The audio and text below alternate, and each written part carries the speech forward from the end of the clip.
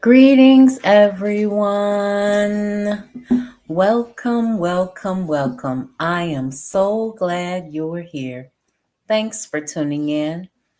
Tonight, we're going to read about Gabriel's rebellion, Denmark Vesey's rebellion, Nat Turner's rebellion, and if we have time, the Amistad rebellion.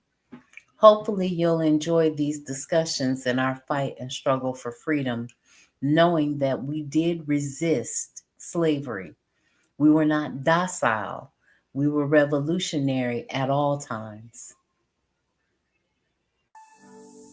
Greetings. My name is the Revolutionary Matron, and my show is called The Learning Curve. I broadcast on a network called KWAZ Radio. There are other hosts on the network I'd like you to meet. Greetings, everyone. This is Koku from the Bitter Medicine Podcast, inviting you to tune in to the Bitter Medicine Podcast on KWAZ Radio. Peace, family. This is Oni, inviting you to listen to the Pro-Black Perspective, where black problems are addressed with black solutions. This is D Webb with the Harsh Reality Podcast, asking you to tune in where we tackle the news of the day that affects our community, only on KWAZ Radio. The views, thoughts, and opinions expressed here belong solely to the respondent, and they do not necessarily reflect any broadcast networks, affiliates, nor sponsors. The Learning Curve is a broadcast created for the benefit of my global community. Black is a consciousness. Content is being used for our commentary, research, criticism, education, scholarship, teaching, preaching, and news reporting. No copyright infringement is intended. I will make enunciation mistakes. I will give you my opinion about the information. And if you ever ask, I will send you my source. Gabriel's Rebellion. The year 1776 was a year of revolution in America. Colonists, angry over taxes imposed by their British rulers, rebelled against the government and loudly proclaimed their independence. That same year, another revolutionary was born to a slave family in Virginia. The boy known as Gabriel would grow up to plan a slave rebellion of a size and scale unimagined by white citizens at the time. The rhetoric of liberty so passionately proclaimed by American revolutionaries was seen in a very different light by whites when it inspired a black man to speak out on behalf of his fellow slaves.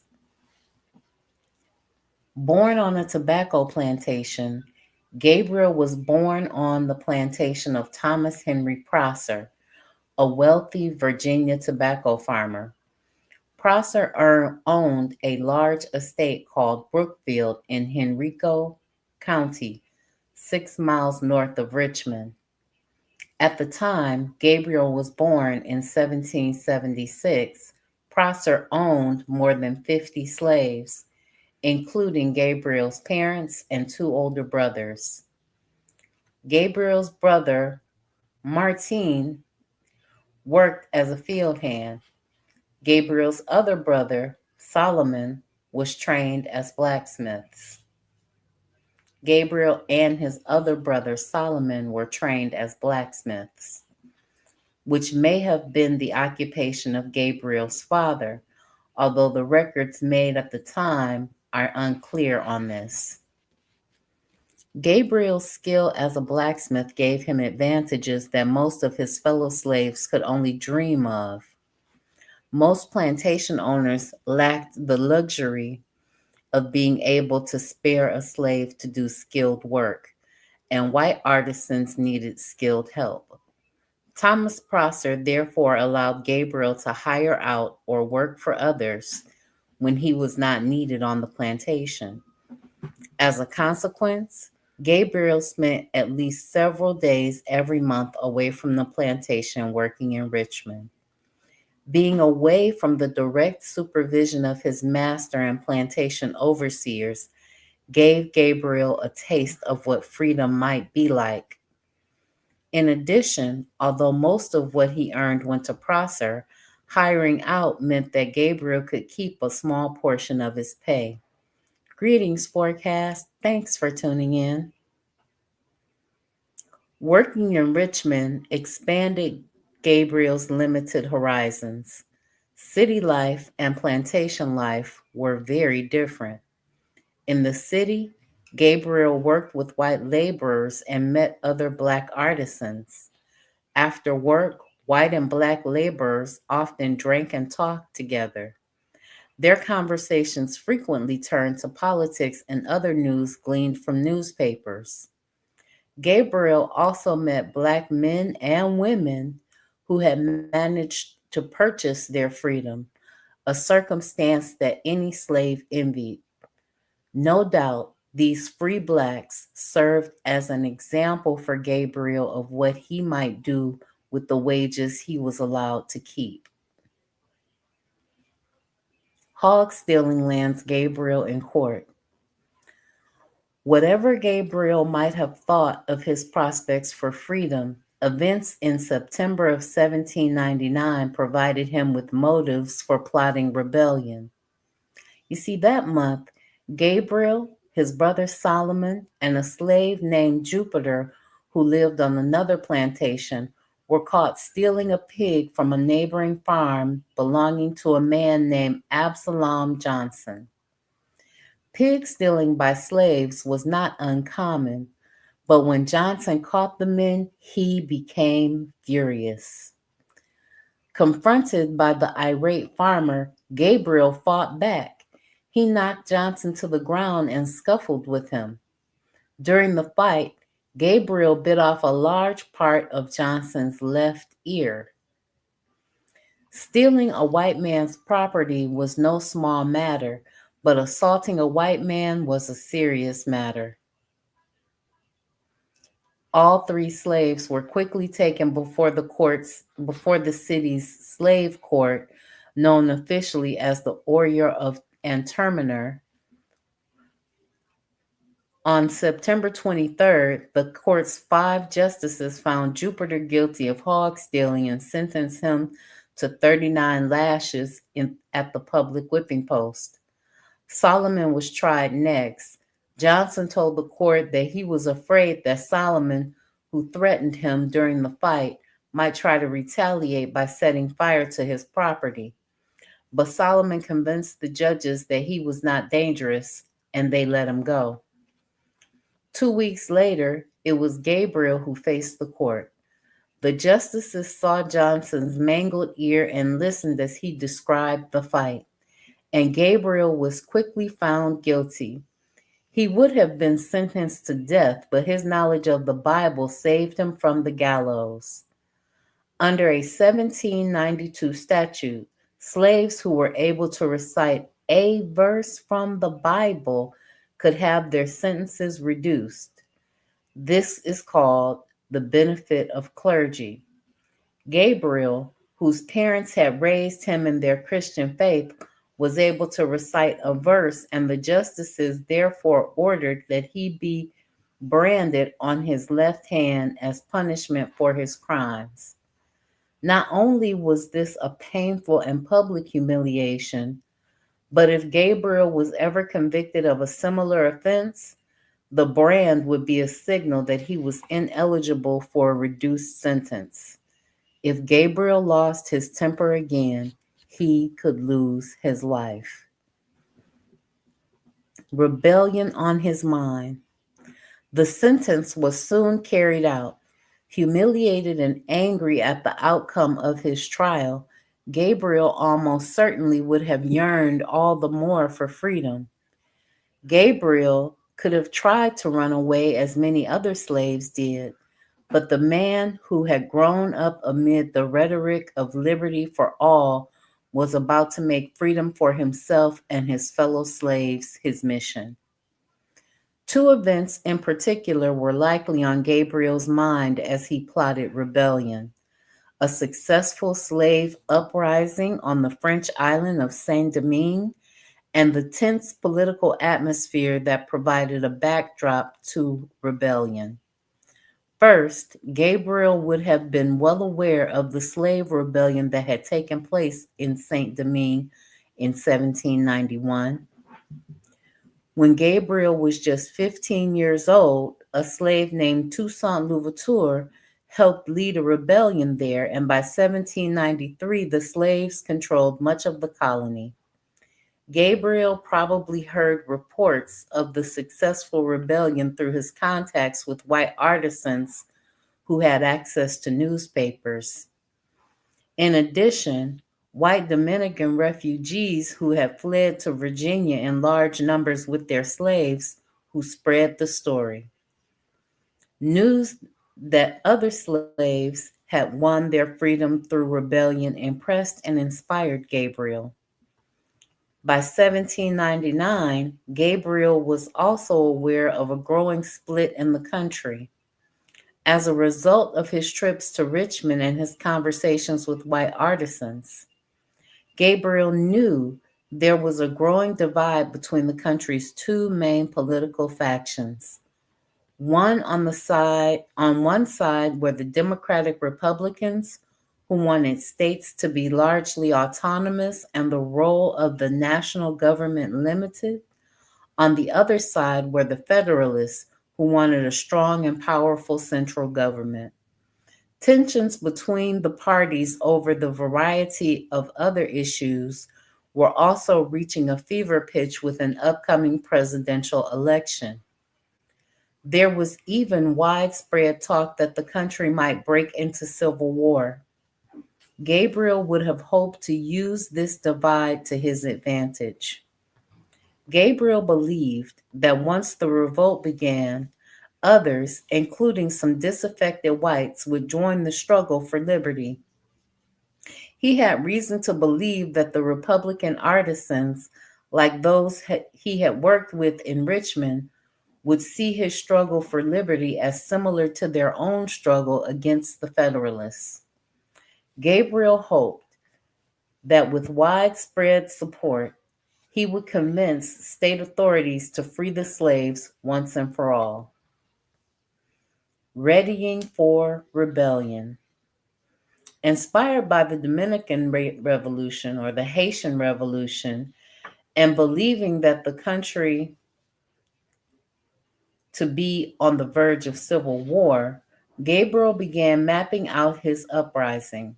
He reasoned that a small but well-armed band could enter Richmond in the dead of night and take control of the city's armory. After seizing weapons and gaining wider support, the rebels would force white town leaders to give their freedom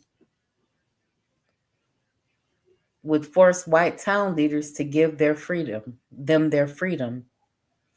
To put his plan into motion, however, Gabriel needed recruits. Some of Gabriel's first co-conspirators were his brother Solomon and another Prosser slave known only as Ben. From there, the conspiracy grew. As blacksmiths who hired out Solomon and Gabriel could easily gain access to others and talk about the plot, some of the other slaves they recruited, like Ben, Woolfolk, and Sam Bird, also hired out to nearby counties like Caroline and Hanover. There, they were able to recruit still more men. Slave gatherings, which routinely took place on Saturday evenings and Sundays, provided another opportunity to sign up rebels. Conspirators often attended gatherings at the Henrico County Brook Bridge, where slaves congregated on weekends for picnics and religious services. News of the plot spread, and the size of the rebel force grew quickly. One person later said that at this point, The plot counted 2,000 rebels. Others put the number at 6 or even 10,000. Some believed that slaves in North Carolina were involved, and the governor of Mississippi Territory later reported the plot had involved 50,000. Virginia Governor James Monroe, yes, that James Monroe, was more reserved in his estimates, but acknowledged it was distinctly seen that the plot embraced most of the slaves in the city of Richmond and the neighborhood, and that the combination extended to several of the adjacent counties, including Hanover, Caroline, Louisa, Chesterfield, and to the neighborhood of the Point of the Fork. And there was a good cause to believe that the knowledge of such a project pervaded other parts, if not the whole state. As the plot grew, Gabriel and his brother Solomon gathered weapons. Slaves stole scythes they used to work in the fields, and the two blacksmiths reworked them. By breaking the blade in half, sharpening them, and fastening them to handles, Gabriel and Solomon made weapons that, although crude, were sharp enough to sever a man's arm with one blow. Other slaves stole and hid what weapons they could, including crossbows, swords, and clubs. A detailed plan. By August of 1800, Gabriel was ready to reveal the final details of his plan to his followers. His plot called for slaves from the Brookfield plantation to first kill their master, Thomas Prosser. Then they would go to the neighboring farm and kill Absalom Johnson, the man who had caught Gabriel and his companions stealing his hog. Once these tasks were complete, the rebels would rendezvous with recruits from other counties at nearby Brook Ridge, 6 miles due north of Richmond. From there, Gabriel would lead 100 men in storming a nearby tavern where arms were stored. Then it would be on to Richmond. As the rebels approached the city, the plan called for them to divide into 3 units. One group would set a fire to the warehouses in the upper part of town as a diversion. A second group would attack the penitentiary or the jail, where Gabriel knew a large supply of gunpowder was stored. A final group, led by Gabriel himself, would take the Capitol building and appropriate its stash of guns. At some point, Gabriel also planned to take Governor James Monroe hostage. Gabriel hoped that the governor would be willing to negotiate with him and his fellow slaves for their freedom. While they marched, Gabriel planned to fly a banner inscribed with the words "Death or Liberty." The inscription was a play on the famous Virginia patriot Patrick Henry, who on the eve of the Revolutionary War proclaimed, "Give me liberty or give me death." So they got their ideas from these people, and he had a strategic mind. Gabriel did not know how Richmond's citizens would react to his invasion. He hoped that they would sympathize with the rebels rather than oppose them. As one rebel later explained, if the white people agreed to their freedom, they would then hoist a white flag, and Gabriel would dine and drink with the merchants of the city on the day when it should all be agreed to. Greetings, Anthony McPhail. Thanks for tuning in. Rain delays the rebellion. Gabriel planned his rebellion for the evening of Saturday, August 30th. Scheduling the uprising for a Saturday made sense. Traditionally, slaves worked only half of the day on Saturday. Then, if they got permission from their masters, many headed to the city. White citizens, therefore, would not be suspicious of a large group of black men heading into town on a Saturday. Word was sent to other rebel groups to ready themselves for action that day. Just around sunset on August 30th, however, nature interfered with Gabriel's plans. The sky darkened and a massive downpour began. Journalist James Callender recorded the event. He wrote, "There came on the most terrible thunderstorm accompanied by an enormous rain that I ever witnessed in this state. The heavy rain flooded creeks and the rising waters washed out bridges. Travels and was nearly impossible as a result. It is unclear of how many wet and muddy rebels actually made it to the rendezvous point that night, but it didn't matter. With their path impassable and their numbers small, Gabriel called off the insurrection." The plot unravels. Even after the storm ruined the rebels' plans, Gabriel hoped his rebellion could be salvaged. He scheduled a meeting for his followers on the following night, but the rain had another negative effect on Gabriel's plan. As the downpour raged, a 27-year-old slave named Pharaoh, a recent recruit to the uprising, began to have doubts about the plan. Pharaoh worked a small farm near Brooksfield and because of the farm's small size, he had close contact with his master, whose name was Mosby Shepherd. Historians speculate that the two likely worked together in the fields, so Pharaoh felt closeness to Shepherd that was uncommon between masters and slaves on a large plantation. Reflecting on his situation, Pharaoh saw that revealing what he knew about the plot could help him. If he told his owner about the planned uprising, Shepherd might reward him by allowing him to purchase his freedom at a very low price. Pharaoh decided to reveal what he knew, and his surprised master alerted the neighbors. Before long, groups of armed whites were patrolling the area, detaining any black man whose behavior they found suspicious. By Sunday afternoon, Governor James Monroe had received word of the plot. With patrols blanketing the area, the rebels quickly understood that their secret had been betrayed and discovered. Some of the conspirators attempted to hide, others tried to escape. Gabriel himself eluded authorities and fled to Henrico County. Captures and the court. Government officials eventually recognized the vast size of the failed plot and began jailing suspected rebels in earnest. Guards lined the road to Richmond and soldiers patrolled the capital as news of the uprising spread.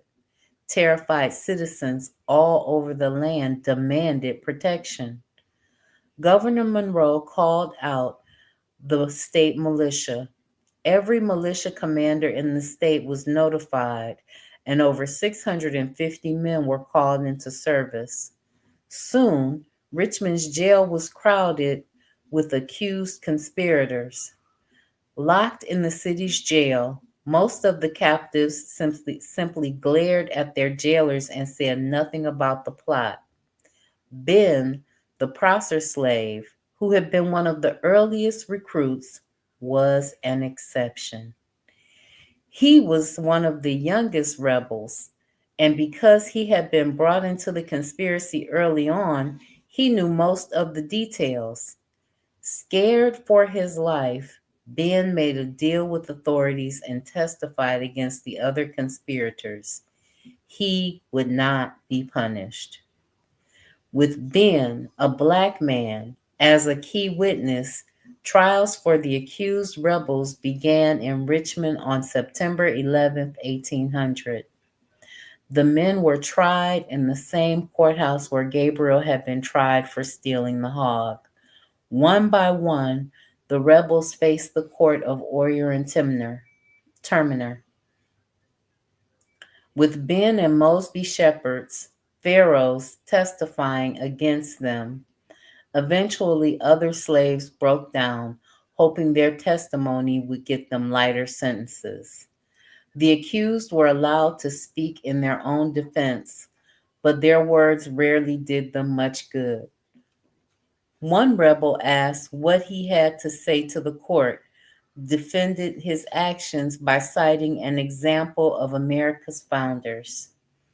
He said, I have nothing more to offer than what General Washington would have had to offer. Had he been taken by the British and put on trial by them, I have adventured my life in endeavoring to obtain the liberty of my countrymen, and I am willing to sacrifice to their cause, and I beg, as a favor, that I may be immediately led to execution. I know that you have predetermined to shed my blood. Why then all this mockery of a trial? Slaves were educated because it's eloquent for them to remember those words and to put it into context in that way. By early October, more than 20 rebels had been found guilty and sentenced to hang. Their executions, staged in various locations throughout the country, were meant as a warning to other slaves who might be thinking of rebellion. Still, the one rebel that officials wanted most eluded their grasp, Gabriel. Gabriel on the gallows. As soon as Gabriel had realized that his plot could not be saved, he fled to Henrico County, probably along the swampy Chickahominy River. 2 weeks later, he had reached the James River, 4 miles downstream from Richmond. Anchored offshore was the schooner Mary, and Gabriel decided to try his luck gaining passage on the ship. After hailing and boarding the ship, he told the captain he was a free man headed for Norfolk, where the ship was also bound. Gabriel had no papers identifying him as free, and 2 slaves aboard the Mary, who had also worked in the area, told the captain they recognized Gabriel as the rebel leader. But the captain, either doubting the slaves or sympathizing with Gabriel, merely set sail for Norfolk. Still, Gabriel was not safe. Authorities offered a $300 award for any member of the conspiracy willing to return and to turn in their leader. That sum was nearly enough to buy a slave's freedom. Billy, one of the slaves aboard the Mary, decided he wanted the reward. When the ship docked in Norfolk a week later, Billy informed the police that Gabriel was aboard, and Norfolk officials stormed onto the vessel.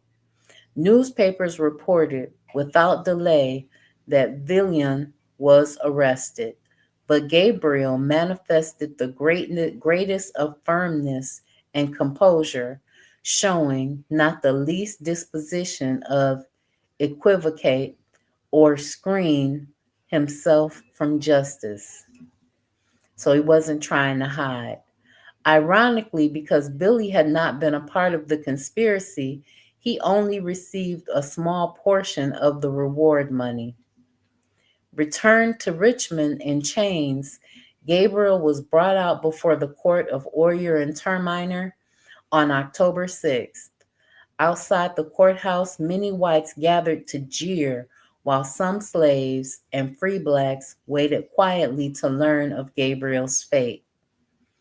Inside, Ben Woolfolk and Prosser's Ben testified against their leader. After hearing the 2 slaves detail the plan of the rebellion, the court unanimously found Gabriel guilty. He was sentenced to hang the following morning. Though Gabriel had faced the court in a stony silence during his trial, his expressions changed when he heard his sentence. Some observers believed that he wanted to confess, but instead, Gabriel brazenly asked the court to delay his hanging.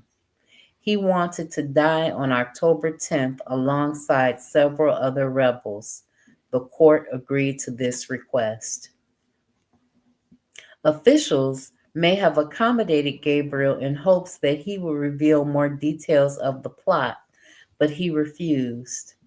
So on October 10th, 1800, after hanging several other rebels, officials brought Gabriel to the town gallows at the corner of 15th and Broad in Richmond, Virginia, saying, "I do hereby certify," recorded slave owner Mosby Shepherd, "that the within mentioned slave, Gabriel, was executed agreeably to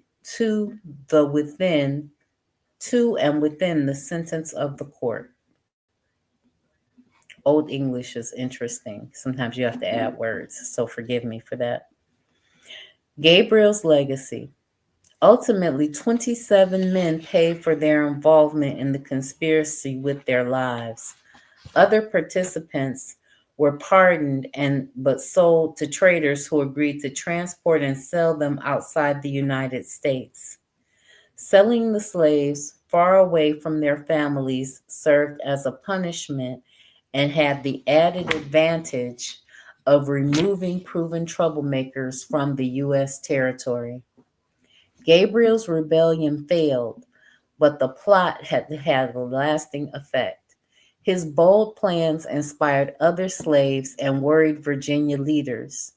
Not long after the hangings and trials of 1800 concluded, a slave named Sancho rekindled plans for a slave uprising. Sancho was a ferryman who worked the rivers in Virginia. He planned a rebellion for around Easter 1802, spreading news of his plot through his contacts with other watermen. Less well organized than Gabriel's plot, the rebellion was discovered before it got off the ground. 25 slaves from Virginia and North Carolina were hanged for their role in the conspiracy. The rebellions of 1800 and 1802 both had lasting effects on the government of Virginia. Before Gabriel's rebellion, government leaders had been complacent. They could not believe their slaves would or could rebel. In the plot's aftermath, many recognized that had it not rained, the uprising would have proceeded with deadly consequences. Journalist James Callender was blunt in his assessment of the rebels' strength. He wrote to Thomas Jefferson, yes, that Thomas Jefferson, that the rebels could hardly have failed of success because, after all, we only would muster 400 or 500 men, of whom not more than 30 had muskets. So they weren't well armed at this time. When the Virginia legislature opened its new session in December of 1800, Governor Monroe gave legislators a full report on the rebellion. In response, the legislature passed 2 laws strengthening the state militia and the patrol system. Gabriel's rebellion also prompted legislators to think seriously about the system of slavery. For several years after the rebellion, the legislature explored the possibility of colonization, purchasing land overseas where slaves could be sent to live. While the debates ultimately amounted to nothing, Virginians had begun to recognize slavery's inherent problems. Though the legislators could not agree on what to do about slavery, Gabriel's rebellion showed them that if slavery were to continue in Virginia, Slave owners could no longer be lax about enforcing restrictions. Slave owners would have to control their slaves using an increasingly restrictive system.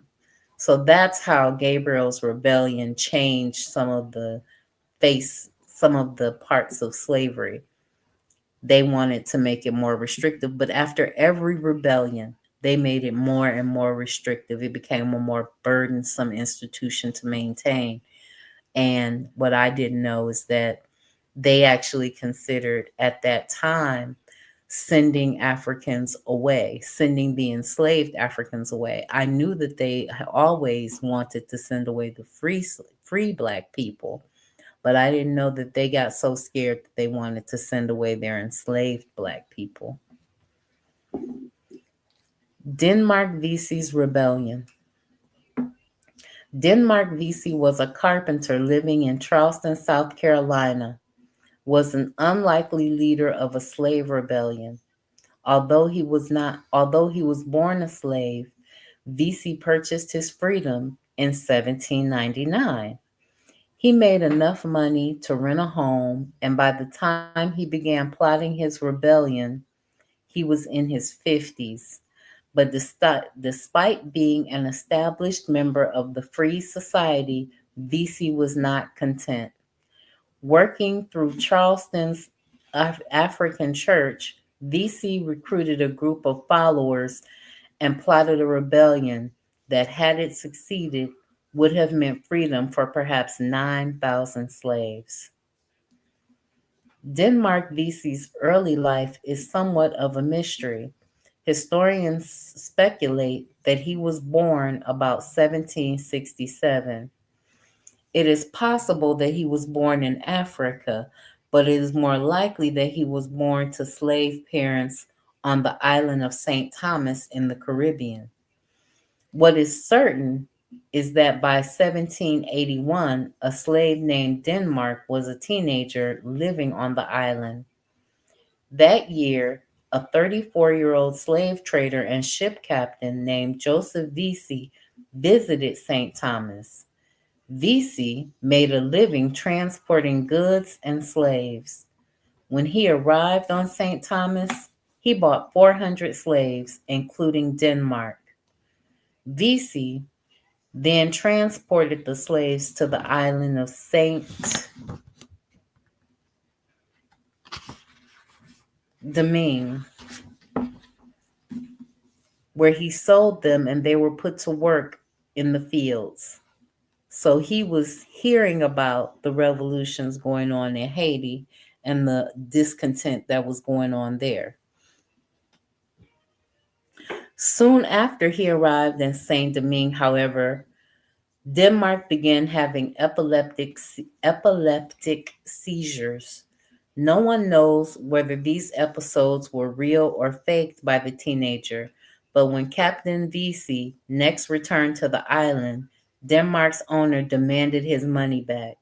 The slave was unfit, Vesey was told. Captain Vesey gave the slave owner his money back, and Denmark became the captain's personal servant. For the next 2 years, Vesey traveled with the captain on his trade route as he purchased slaves in Africa and transported them across the Atlantic Ocean. By 1783, however, the captain wanted to settle down. He chose Charleston, South Carolina as his new home. Greetings, Sister Raw and the elders listening with you. Thanks for tuning in. Denmark's life changed drastically when he arrived in Charleston with his owner. The city was a busy port, and Captain Vesey quickly established a business importing goods and slaves. In his new business, Captain Vesey needed Denmark less, so he allowed his slave to hire out his time and labor. This meant that Denmark was paid to work for others. Most of Denmark's earnings went to Vesey, but some of the money he was able to keep. In the fall of 1799, Denmark purchased a ticket in the East Bay Lottery with money he had been earning while from being hired out. That ticket changed his life. The winning lottery numbers were published. Denmark was shocked to see that he had won $1,500. That was more money than a slave could save in 10 years. It was almost more than enough to buy his freedom. It was also more than enough to buy his freedom. On December 31st, 1799, after turning over $600 of his winnings to Captain Vesey, Denmark walked down the streets of Charleston, a free man. For the last 2 decades, Denmark led a quiet and unremarkable life in Charleston. He worked as a carpenter, a skill he probably learned through an apprenticeship with the local craftsmen. Even after winning the lottery and his freedom, things were hard for the former slave. Though free, he did not have the same privileges as whites, and in some ways, he was still treated like a slave. City ordinances limited the amount of money free blacks could make per day and the jobs they could hold. Free blacks had to pay taxes not imposed on whites. They were tried in slave courts if they ever committed a crime. Vesey also lived with an ever present, well founded fear of being kidnapped and sold back into slavery. Until the mid 1800s, there were no laws against kidnapping free blacks and selling them back into slavery. During the first years after he purchased his freedom, Denmark began to read extensively. Captain Vesey had taught his slave to read, and now Denmark read any anti slavery book and pamphlet he could get his hands on. He constantly studied the Bible, especially the Old Testament, and was fascinated by passages that referred to slavery. Vesey also attended church regularly. Around 1818, Vesey joined or helped found a new church in Charleston. It was a branch of the African Methodist Episcopalian Church, the AME Church. Unlike the church he had previously belonged to, the AME Church only had black congregants. Vesey became a class leader, that is, a layperson who taught Bible classes during the week. The church and Vesey's class meetings would eventually play a central part in his plans for rebellion. Denmark Vesey may have been free, but he hated the fact that others were still enslaved. By 1821, and perhaps as early as 1817, Vesey began plotting a rebellion that would end this injustice. Vesey knew that for his plans to work, he would need help. He needed lieutenants, men who could collect weapons, obtain donations, and recruit followers. Vesey chose his closest conspirators carefully. He wanted men who were respected by the black community, and he needed at least some who were living away from their owners. This would allow them to travel and recruit other rebels more readily. Some of Vesey's lieutenants were friends and fellow members of the AME Church. Peter Poyas, a ship's carpenter, was one logical choice. He was a good friend and able to read and write. This allowed him to keep lists of recruits. Another literate slave named Jack Glenn collected money from slaves to be used to purchase supplies for the rebellion.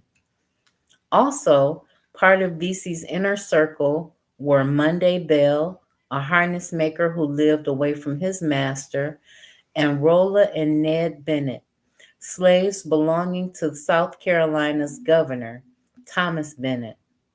Bennett's slaves promised to kill the governor when the rebellion came.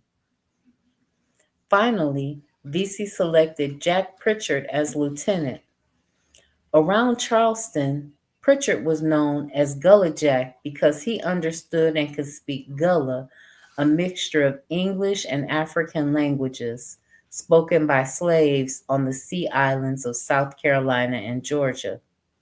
Gullah Jack brought something to the rebellion that none of the other conspirators did. He was said to have been a priest in Africa and a conjurer. It was a position that brought him both respect and fear. Members of the Black community believed that he had special powers and that he was invincible. With his help, many believed the rebellion was sure to succeed. At nighttime, meetings in his home in Charleston, Vesey and his lieutenants refined the details of the plot. As the city bells tolled midnight on the night planned for the uprising, slaves would kill their masters as they slept. Rolla Bennett would murder both the governor and the mayor, the objective being to throw the city into confusion. Then house servants and slaves from the countryside would head into the streets. One group would seize the city's arsenal. Another rebel band would set fires and begin killing white inhabitants. Denmark Vesey and his men would capture the city's guardhouse from the men who served there at night as night watch. What was to happen then was uncertain. Once they took control of the city, Vesey and his band may have intended to take over ships in the harbor and sail to Saint Domingue, where other slaves had succeeded in wresting control from their owners. When they say Saint Domingue, this book is talking about Haiti. With the groundwork laid, Vesey's main conspirators and a handful of others recruits began approaching other slaves about the rebellion. One important recruiting ground was the AME Church. The Bible sessions Vesey taught at his home often focused on slavery and the Bible, and the meetings quickly turned into discussions of rebellion as one means of striking blows against slavery. Inside and outside of church, Vesey had his recruiters knew they had to be careful about whom they approached. They wanted to make sure that the potential recruits would not alert authorities of the plot. Vesey suggested concentrating on slaves who appeared unhappy with their masters, since they were most likely to rebel and not tip off their owners. He also warned recruiters about approaching house servants, since these slaves were generally closer to their masters than field hands were. Selecting the recruits was crucial. If even one was disloyal, the entire plan would be ruined. As their forces grew, the rebels began to gather weapons. One participant stole a bullet mold, which the conspirators used to form bullets. They then hid supplies and bullets around the city. A blacksmith recruited to the plot made and hid 100 pikes, which are long wooden poles with one end sharpened. Denmark himself purchased some wigs from a barber. By painting their faces white and wearing wigs, they hoped that in the dark, he and some of the rebels would be mistaken by any night patrols for white men. Recruits from the country were also asked to bring any available object that could serve as a weapon: hoes, axes, and other farming tools. By May, word of the planned rebellion was widespread in slave quarters. Officials who later tried to determine the extent of the conspiracy could only say that it extended to the north of Charleston, many miles toward Santee, and unquestionably into St. John's Parish, to the south to James and John's Islands, and to the west beyond Bacon's Ridge over Ashley River. Denmark Vesey himself was later said to have traveled 70 to 80 miles from the city to recruit followers. Some historians estimate that 9,000 individuals knew about the plot. Vesey planned his rebellion for July 1822. Events in May, however, made him change plans abruptly. On the afternoon of May 25th, one of Vesey's recruiters made a deadly mistake. Walking down the wharf below the city's fish market, recruiter William Paul approached a slave who was alone. William Paul first mentioned a ship the two could see out in the harbor. Then he changed topics. The slave, Peter Priolu, later told city authorities. After some trifling conversation about the ship, he remembered the considerable earnestness to me. Do you know that something serious is about to take place? To which I replied, no. Well, he said, there is, and many of us are determined to right ourselves. I asked him to explain himself. When he remarked, while we are determined to shake off our bondage and for the purpose we stand on a good foundation, many have joined. And if you will go with me, I will show you the man who has the list of names who will take yours down. Peter Prilio, however, wanted no part of any rebellion. He was a house servant and devoted to his owner, Colonel John Prilio. Peter's master was away the day he was approached at the wharf, but as soon as John Prilio returned on May 30th, Peter alerted him of the plot. That afternoon, Colonel Prilio took Peter to the mayor's house. There, Peter repeated the story to Governor Thomas Bennett, Charleston's mayor, James Hamilton, and members of the city council. Because of Peter's accusations, the officials called in William Paul, the man who had approached Prilio on the wharf. The plot was now in danger. Initially, William claimed he knew nothing about a rebellion. After being threatened with torture and confined in the city's workhouse, where slaves were sent for whippings and other punishments, he broke down. William said Ned Bennett, Peter Poyas, and a man named Mingo Harth were involved in the conspiracy, and the officials summoned Poyas and Harth. Fortunately for the conspirators, the two were good actors. Told of the charges against them, the men began to poke each other and giggle. The authorities refused to believe the men this foolish could ever be involved in or plan a massive conspiracy. They were released. Ned Bennett, one of Denmark Vesey's lieutenants, did not wait to be called before the city council. When he heard about William's accusations, Bennett hurried to the mayor's house. He announced that he wanted to clear his name. His bold act impressed the authorities. Ben assured the group that he was not involved in a revolt. He said he doubted such a plot existed. Surely, he said, he would have heard about it if it existed. The white men were satisfied and Bennett was released. When Denmark Vesey learned that some of his top conspirators appeared before Charleston authorities, he became worried that the plot was in jeopardy. Even though the authorities had let the men go, Vesey decided to move the date up before any more details of the plot were leaked. He still hoped the rebels could catch authorities and slave owners off guard. Denmark Vesey's fears about further leaks were justified. Before long, a slave named George Wilson informed his master that he too had been asked to join the rebellion. Wilson said it was to take place on Sunday, June 16th. That's interesting. Isn't that when we celebrate Juneteenth usually? The new date Vesey had settled on Again, the mayor and governor were informed.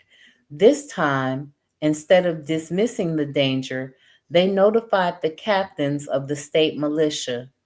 On the appointed Sunday night, 400 members of the state militia were assigned to guard the city. Charleston citizens still had not been told the plot, but with troops gathering in the city, both black and white citizens knew something was wrong. Whispers that a conspiracy was afoot circulated.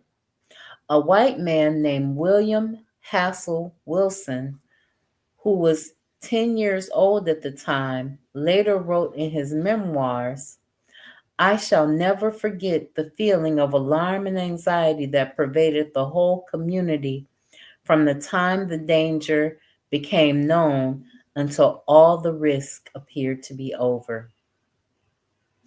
Tensions on Sunday were especially high.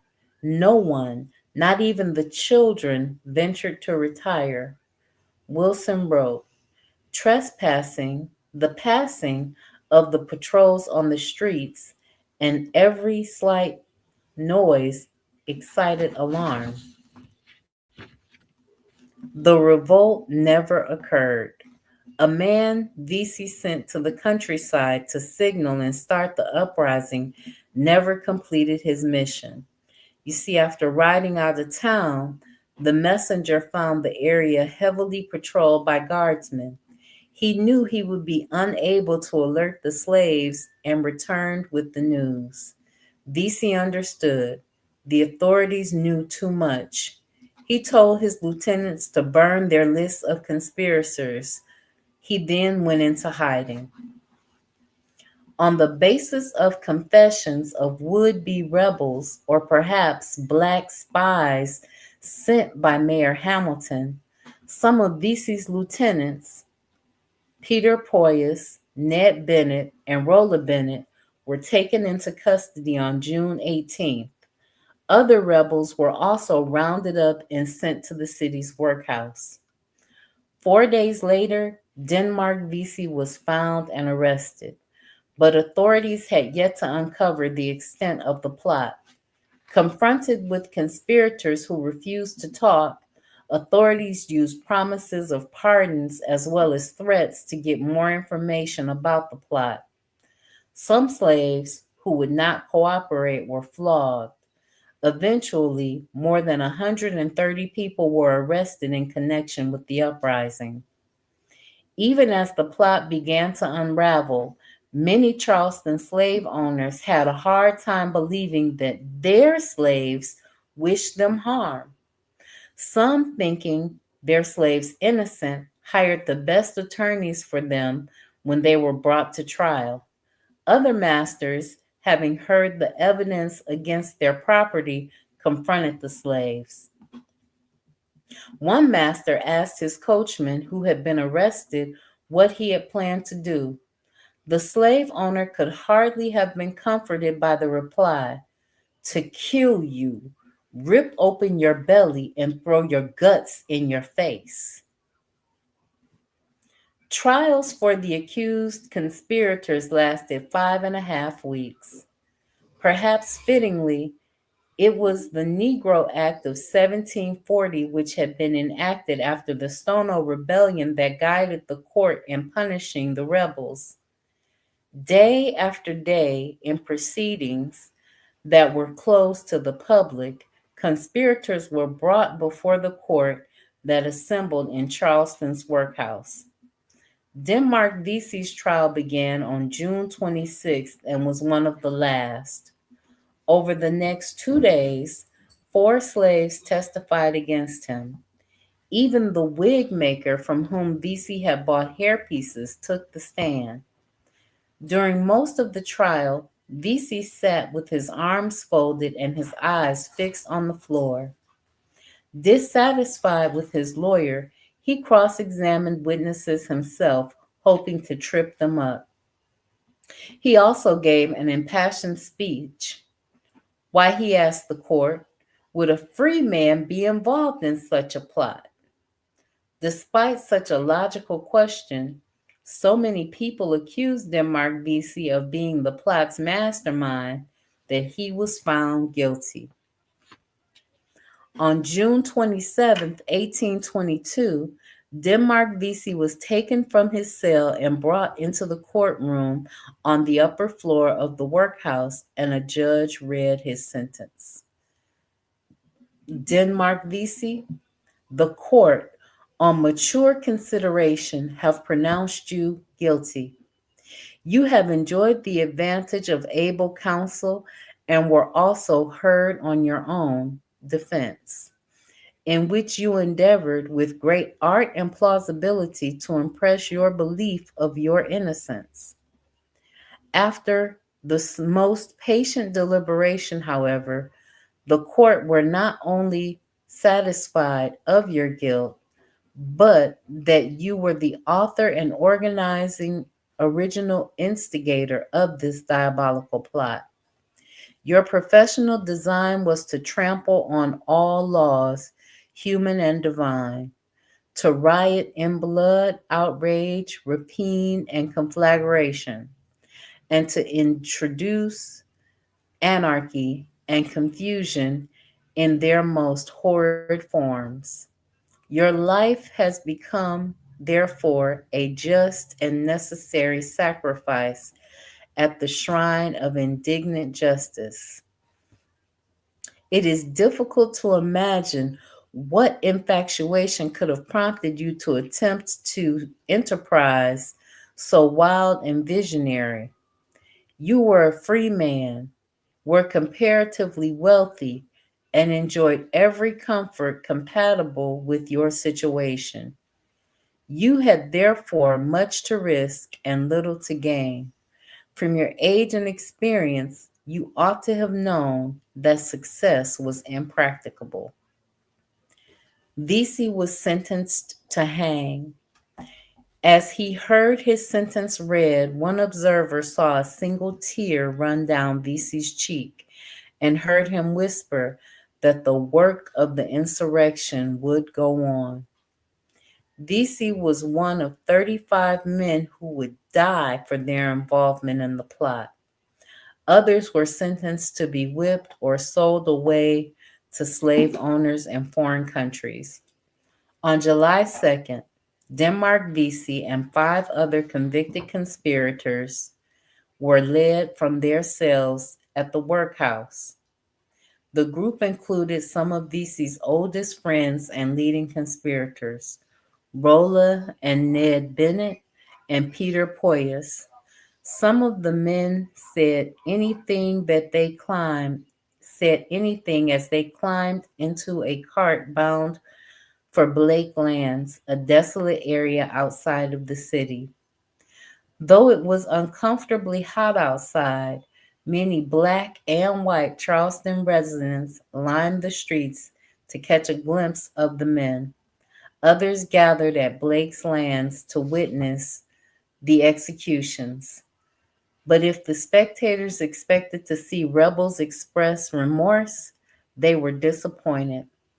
Mayor Hamilton reported in a letter that the men met their fate with the heroic fortitude of martyrs. Even after Denmark Vesey and his co-conspirators' death, the rebels' plot shook South Carolina. Over the next several years, both the city of Charleston and the state of South Carolina took measures to prevent future insurrections. In December of 1822, the Charleston City Council created a new group of guards to number 150 for the city. They patrolled the city streets around the clock. Any slave found outside without a pass after 9 o'clock could be taken to the guardhouse and flogged. On Sunday mornings, when most Charleston residents attended church services, 2 patrolmen guarded each church. Authorities responded in other ways as well. Charleston City Council announced that it would enforce laws against teaching slaves to read and write. The state legislature placed additional restrictions on slaves who hired out. Finally, Charleston's African Methodist Episcopal Church was demolished. Free blacks were targeted too.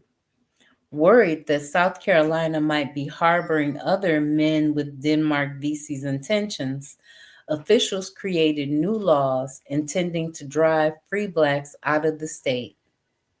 One law required any free black man older than 15 to have a white guardian. Another law mandated that free blacks register with the city twice a year and pay an annual tax of $50, which was a substantial sum that few blacks could afford. Finally, any free black person who left the state was prohibited from re-entering. Although Vesey's rebellion led to tightened restrictions, his story also became an inspiration to many blacks. As slaves struggled for freedom, black leaders like Frederick Douglass invoked Vesey's name in speeches, recruiting for a black regiment to fight in the Civil War. Douglass rallied a cheering New York crowd by saying, "Remember Denmark Vesey of Charleston." Nat Turner's Rebellion. The best known slave rebellion in U.S. history began on August 22nd, 1831, led by 31-year-old Nat Turner. A group of rebel slaves rampaged through Southampton County in southeastern Virginia. For nearly 24 hours, they marched and killed unchallenged. The wake of death they left was unparalleled by any slave rebellion in the United States history. Ultimately, although the rebels numbered fewer than 70, more than 50 white citizens lost their lives. Nat Turner was born on October 2nd, 1800. He was a slave of Benjamin Turner, a farmer who lived in Southampton County along Virginia's border with North Carolina. The area was rural, 70 or 80 miles from the big cities like Norfolk and Richmond. Most farmers in that area raised cows, hogs, chickens, and grew corn, cotton, potatoes, and peas. Nat grew up working in the fields. Not much else is known about Nat Turner's early life. His father escaped from slavery when Nat was a youngster. Nat had several different masters as he was growing up, though he stayed in Southampton County. After Benjamin Turner died, Nat became the property of his brother Samuel, and the latter was later sold to Thomas More. Then More died, leaving Nat to his 9-year-old son Putnam. When Putnam's mother remarried, Turner's new master was Joseph Travis. One constant in Nat Turner's life, however, was his faith. Turner's grandmother was extremely religious, and he had studied that Bible from a very young age. Family and friends also noticed that as a child, Nat seemed to remember events that had happened before his birth. Because of this, they believed that the youth had special powers. At some point in his youth, Turner began to experience visions. These further confirmed the suspicions of friends and relatives that he was possessed of special gifts. Those visions set Turner on a faithful path. A series of 9 revelations spread out over several years convinced Turner that it was his destiny to lead a rebellion. Still, the earliest revelations Turner experienced had nothing to do with revelation. Turner was praying at his plow in the field when the first vision came upon him. Remembering the event years later, he recalled, "The Spirit spoke to me, saying, Seek ye the kingdom of heaven, and all things shall be added unto you. For the next 2 years, Turner prayed regularly. A second and third revelation persuaded him to speak with others in earnest about the messages of these revelations. Sometime after his 22nd birthday, Turner was placed under a new overseer who historians believe was harsher than his predecessor had been. In reaction to the stricter regime, Turner ran away, hiding in the woods for a month. But the spirit, he said, convinced him to return, and to the surprise and anger of many fellow slaves. Another revelation came to him shortly after he returned. In it, Turner saw the sun darken and the black and white spirits engage in battle. In the spring of 1828, Turner's revelations began to lead him to revolution. Again, while working the fields, Turner experienced a vision in which Spirit told him to fight against the serpent. Turner concluded that the serpent was a reference to the slave owners and took the Spirit's words to mean he should plot a rebellion.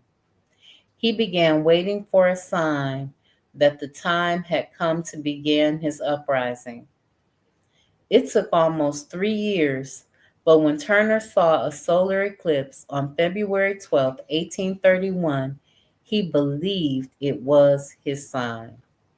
Taking several other slaves into his confidence, Turner planned an uprising for July 4th, 1831, Independence Day. But Turner fell ill and the plot had to be postponed. Later that summer, on a day in August, the sun rose with what Turner later said was an odd green tint and later turned to blue. In the afternoon, a dark spot appeared on the sun's surface. Believing the strange sight was a second sign, Turner gathered 6 confidants on the night of Sunday, August 21st.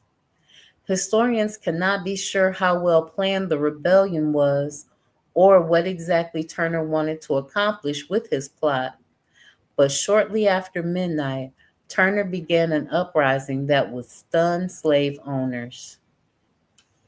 Turner slipped into Joseph Travis's house through a second-story window. The family had just returned from evening church service and had settled into their beds.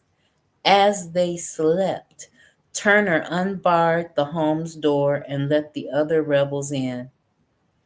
Armed with a hatchet, an axe, and some guns from the house, the men tiptoed into Travis's bedroom. Turner struck the first blow, swinging the hatchet towards his master's head. The man woke up screaming before a second rebel killed him with a blow from an axe.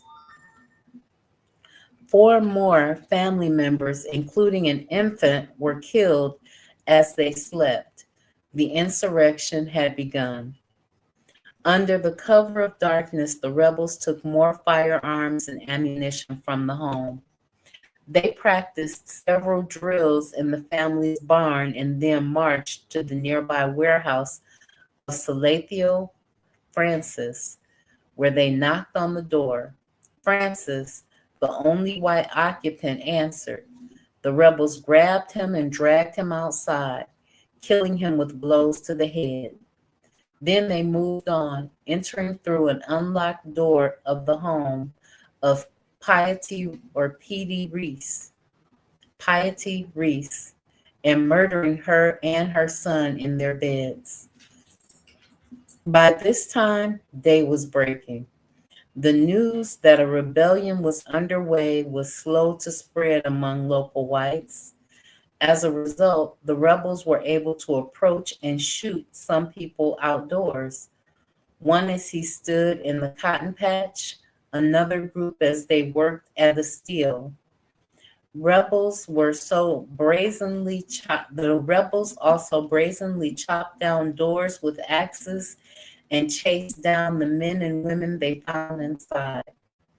No one was spared the group's wrath. Turner later related what happened to one woman who tried to escape. Miss Williams fled and got some distance from the house, but she was still pursued, overtaken, and compelled to get up behind one of the company who brought her back. And after showing her the mangled body of her lifeless husband, she was told to get down and lay by his side, where she was shot dead. By the afternoon of August 22nd, rebels had marched over 20 miles, cutting a swath of death and destruction. At least 57 white men, women, and children were dead. Meanwhile, the rebels had grabbed recruits and arms as they moved. With much bloody work behind them, Turner's rebels marched toward the town of Jerusalem, the county seat and the location of a considerable cache of arms. On the way, the men stopped at the home of James W. Parker. Though Parker was away, some of the rebels had family members working at the Parker place and wanted to recruit them to the insurrection. Turner agreed to stop, but the stop would be the rebels' last. While the rebels waited, 18 white men approached, guns firing. Following the blood-stained track, the whites had finally caught up with the rebels. Surprised by the attack, Turner struggled to rally his men. The rebels managed to drive their attackers back, but the victory was short-lived. When Turner's rebels advanced against the attackers again, they found a second party of whites had met up with the first. All the men were loading their guns. Meanwhile, several of Turner's most capable men had been wounded in the fighting. Others had panicked and fled. Resupplied with ammunition, the white men charged again. This time, most of the rebels scattered. Turner remembers it this way. The white men pursued and fired on us several times. One of my men had his horse shot under him, and I caught another for him as it was running from me. 5 or 6 of my men were wounded, but none left the field. Finding myself defeated here, I instantly determined to go through a private way, accompanied by about 20 men. I overtook 2 or 3 who told me others were dispersed in every direction. At first, Turner hoped that his force would regroup. He believed that if they could get to Jerusalem by a different route, they would be able to attack the city and obtain more weapons and ammunition to continue their rebellion. But Turner could not muster enough men to march to Jerusalem. He recounted, after trying in vain to collect a sufficient force to proceed to Jerusalem, I determined to return, as I was sure they would make it back to their old neighborhoods, where they would rejoin me, make new recruits, and come down again. In fact, Turner's rebel band never regained its strength. That evening, Turner attempted to recruit more slaves, but when the group arrived at the home of a white man known as Captain Harris, a group of armed whites confronted Turner's band again. The rebels quickly fell. The craziest thing to me is that we as African people don't celebrate Nat Turner and his fellow warriors as great heroes because we want to spare white feelings. And I don't even think it's that we want to spare white feelings. I think that a lot of times we don't understand the rebellion.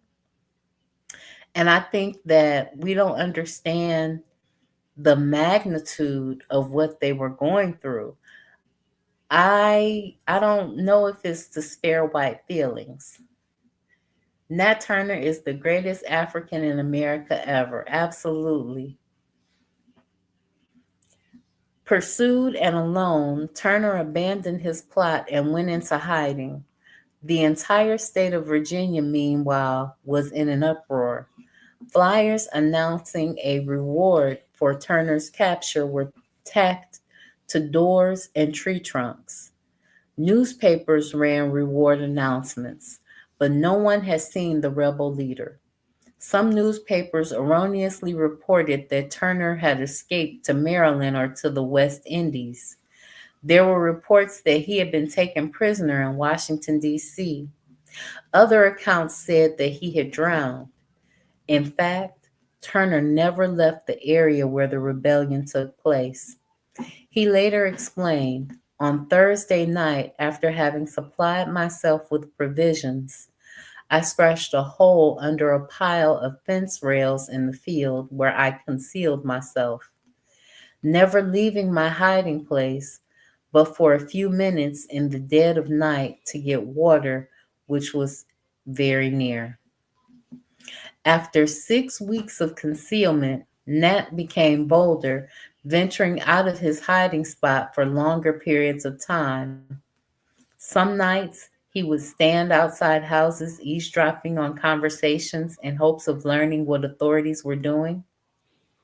He spoke to no one, kept himself carefully concealed, and always returned to his hiding place before dawn. Despite his care, one night a dog roving in the neighborhood smelled a piece of meat Turner had stored in his hideaway and stole it. A few nights later, the dog was hunting with two slaves.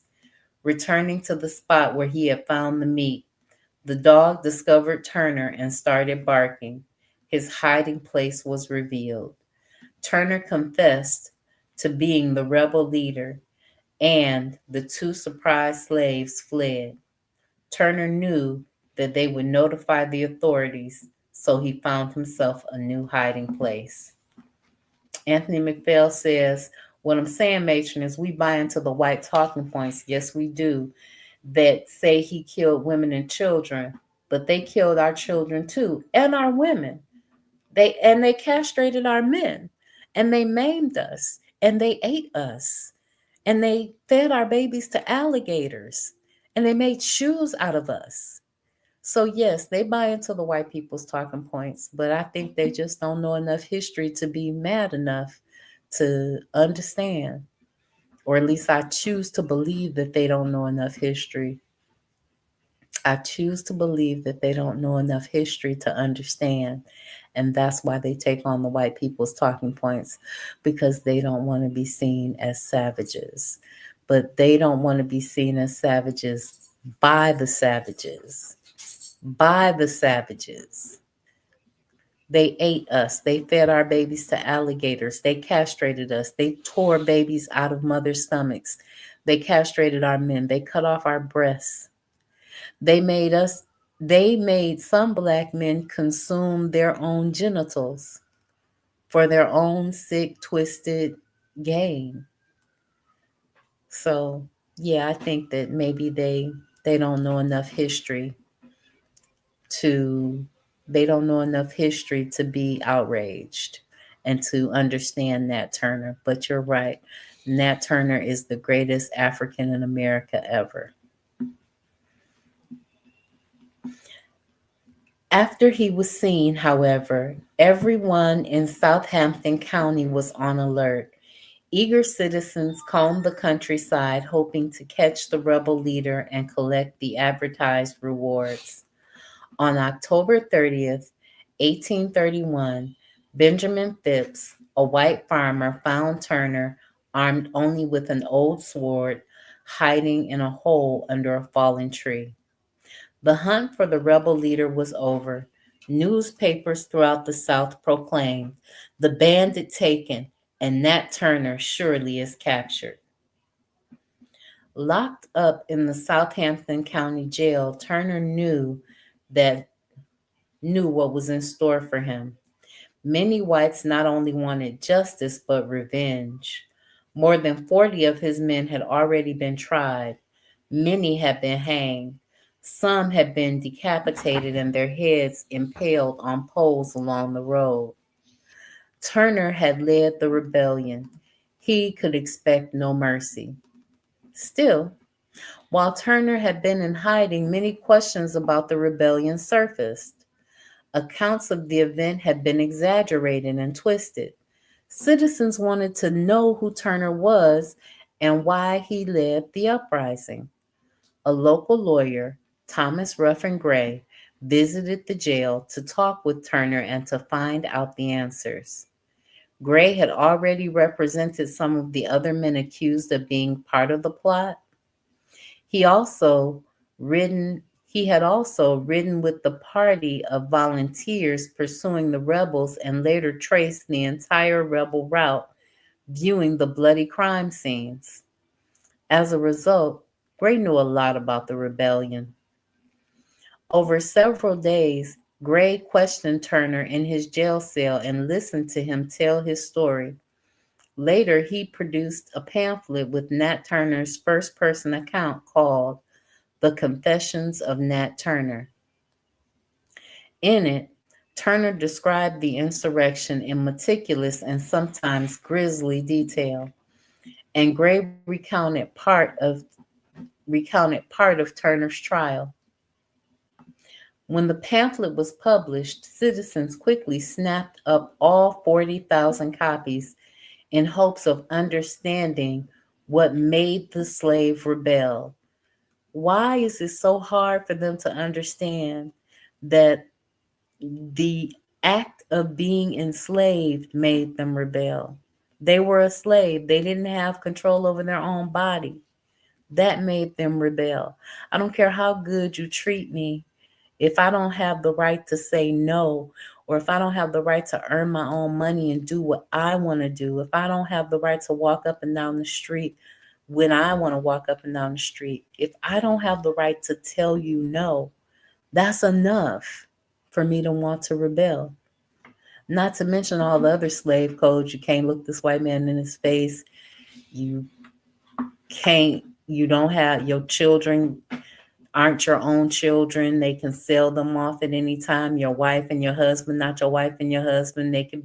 Your family could be separated at any point in time, and all the other things that go along with chattel slavery. But they couldn't understand why he wanted to rebel. Anyway, on November 5th, 1831, Nat was called before the court in Jerusalem, Virginia. The court of Oyer and Terminer, in which he was tried, provided him with a lawyer, William C. Parker, who was paid $10 for defending the rebel leader. The trial itself was short. Turner pleaded not guilty. One witness for the prosecution testified that he had seen several of the rebels murder members of his family. Nat Turner, he said, was in rebels murder, was in charge of the rebel group.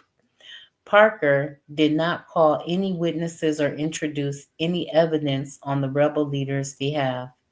In all likelihood, it would not have mattered if he had. The justices were convinced from the outset that Turner was guilty. At some point, the judges heard a version of Thomas Gray's confessions, which was read in Nat Turner's presence and which he acknowledged was true. That dispelled any doubts they might have had. According to Gray's account of the trial, in Confessions, the last exchange between Turner and the judge went this way. Jeremiah Cobb, who was the judge, said, "Nat Turner, stand up. Have you anything to say why sentence of death should not be pronounced against you?" Nat Turner said, "I have not. I have made a full confession to Mr. Gray, and I have nothing more to say." Jeremiah Cobb says, Attend then to the sentence of the court. You have been arraigned and tried before this court and convicted of one of the highest crimes in our criminal code. You have been convicted of plotting in cold blood the indiscriminate destruction of men, of helpless children, and infant and helpless women. The evidence before us leaves not a shadow of doubt, but that your hands were often imbrued in the blood of the innocent, and your own confession tells us that they were stained with the blood of a master.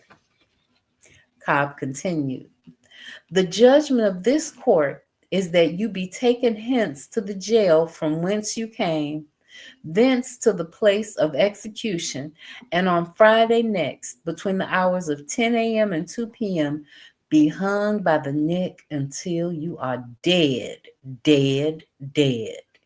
And may the Lord have mercy on your soul. Some 50 blacks would eventually stand trial for their roles in the plot. 19 would hang. On November 11th, at about 1 o'clock, Turner was led to the hanging tree in Jerusalem. A large crowd had assembled, and Turner was asked if he had any final words. He did not, but the rebel leader had one more surprise in store for spectators at his hanging. The newspaper, The Liberator, reported that not a limb nor a muscle was observed to move as he died. Perhaps as a final act of resistance, Turner refused to give the crowd the satisfaction of seeing him struggle. Even as Turner was being led to his death, his rebellion continued to create panic. News of the uprising created backlash against blacks. One historian estimated that at least 120 blacks and probably many more were killed by angry whites in the wake of the rebellion. Whatever the number, it was likely far more than the number of whites murdered by rebels and more than the number of blacks who participated in the rebellion. Even as the initial backlash subsided, many Virginians remained on edge. One woman described her unease at the possibility of another rebellion. It is like a smothered volcano, she wrote. We know not when or where the flame will burst forth, but we know that death in the most horrid forms threatens us. Some have died, others have become deranged. Many apprehensions since the Nat Turner affair. A man from Virginia explained that he feared noises at night. A corn song or a hog call has often been the subject of nervous terror, and a cat in the dining room will banish sleep for the night. While the Turner Rebellion prompted immediate widespread fear and suspicion among whites, it had longer-term consequences too. After the uprisings, many states, including North Carolina, Alabama, Maryland, and Virginia, rushed to restrict the activities of blacks, both slave and free. In Maryland, free blacks were barred from immigrating to the state, and free blacks already in the state were not allowed to own weapons. A new law restricted all blacks from holding religious service without whites present. Whites were forbidden to sell liquor to blacks. In Virginia, where the rebellion took place, the uprising resulted in new laws too. As in Maryland, a new law banning slaves and free blacks from holding religious meetings on their own was created. Laws also outlawed the sale of liquor to slaves. In addition, free blacks saw their right to a trial by jury eliminated. One of the most important consequences of Nat Turner's rebellion, however, was the debate over slavery it prompted in Virginia legislature. Some Virginians believed that the uprising should be taken as a call to abolish slavery.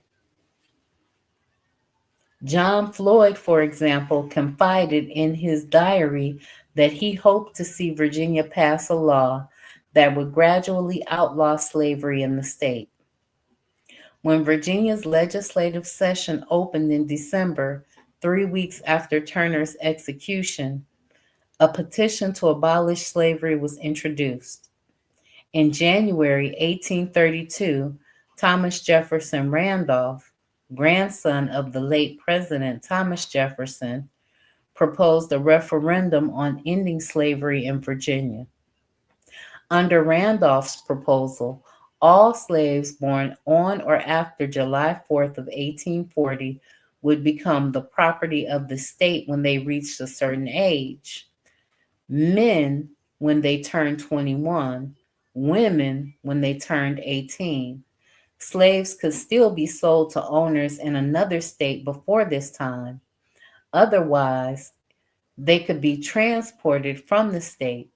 The planned abolition was gradual, but it would leave about where the state's leaders stood, no doubts. If such a law were enacted, Virginia would eventually have no slaves, and Nat Turner's rebellion would have been the catalyst for that major change. For the next 2 months, legislators argued over the merits of slavery and colonization, that is, resettling former slaves in Africa. The debate was unprecedented in the South. The Richmond Whig Party declared, Nat Turner and the blood of his innocent victims have conquered the silence of 50 years. Yet many Southern whites were shocked. They worried that the debates might motivate even more slaves to rebel. The Virginia legislature, however, never did pass the Emancipation Statute.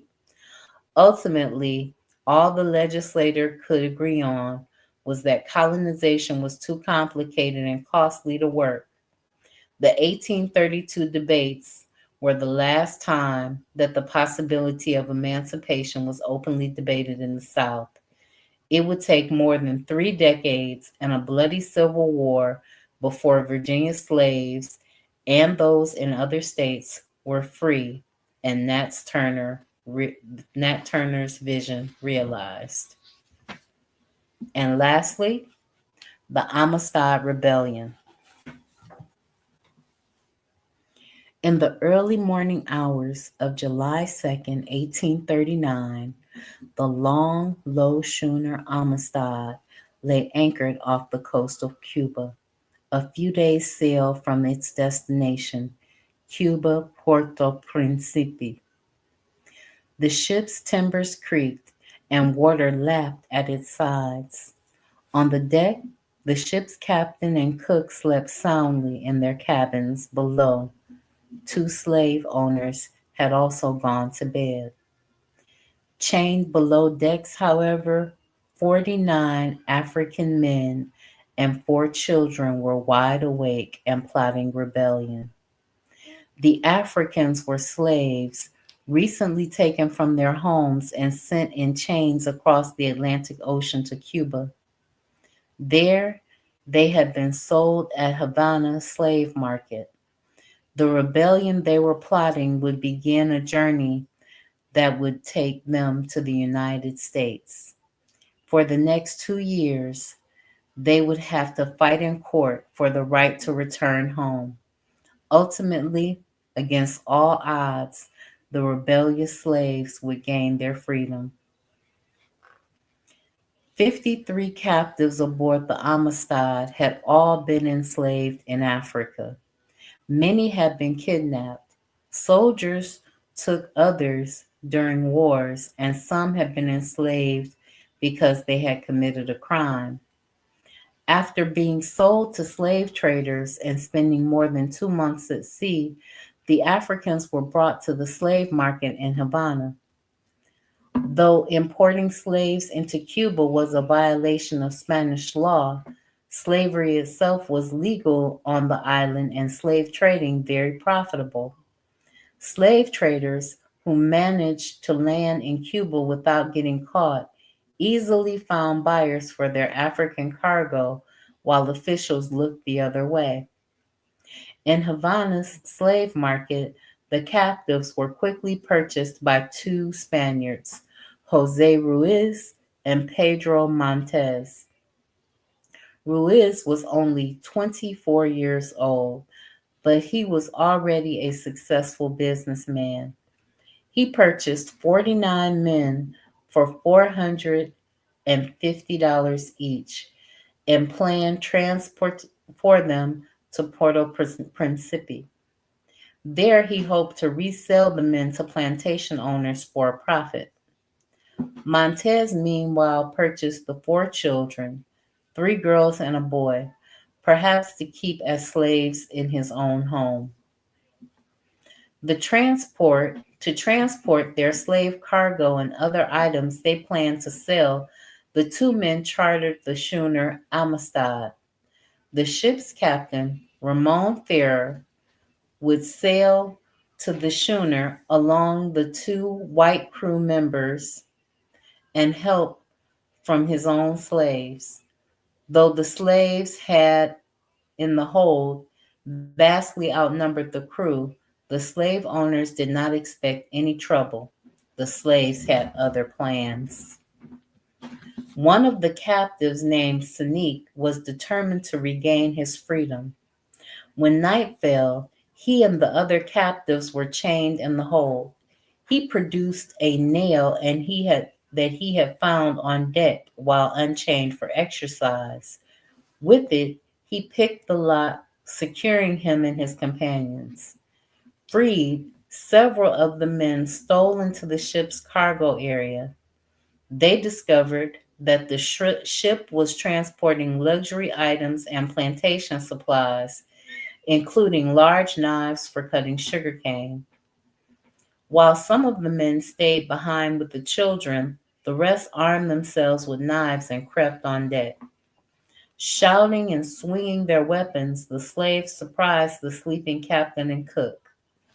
The slave owners, Ruiz and Montez, awoke to hear screams and thumps. They rushed to the deck.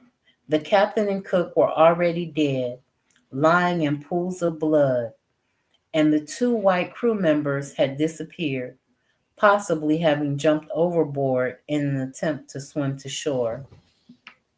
The slave owners and the black cabin boy all surrendered. The slaves had control of the ship, but they were far from home and freedom. In fact, the Africans had no idea how to steer the ship.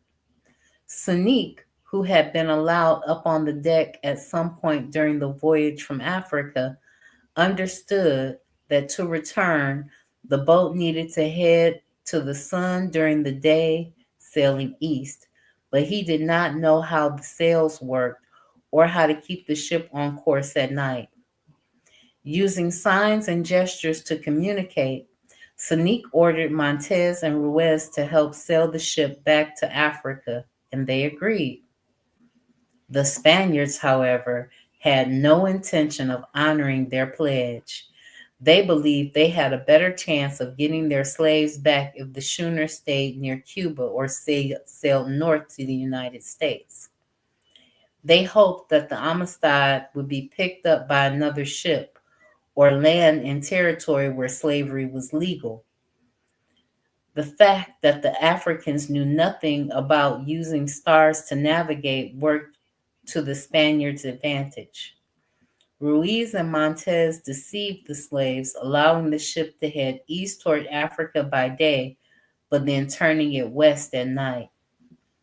Montez later explained, "I steered for Havana in the night by the stars, but the sun in the day, taking care to make no more way than possible."